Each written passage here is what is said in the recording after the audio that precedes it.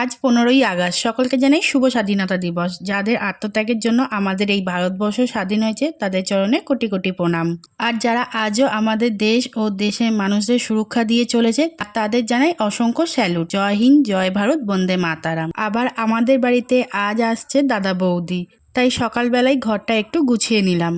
আর এইদিকে মামুনি রান্না করা শুরু করে দিয়েছিল। আমাদের পাড়াতেও স্বাধীনতা দিবস উপলক্ষে পতাকা উত্তোলন হয়েছে। আমিও একটু পতাকা উত্তোলন দেখতে গিয়েছিলাম। ফিরে এসে দেখি মামুনি প্রায় অনেক রান্নাই করে ফেলেছে।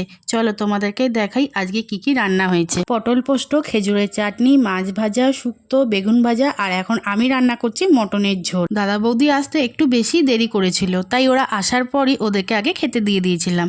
তারপর সবাই মিলে সারা দুপুর গল্প, আড্ডা ও আনন্দ করতে করতে সময় কেটে গেল।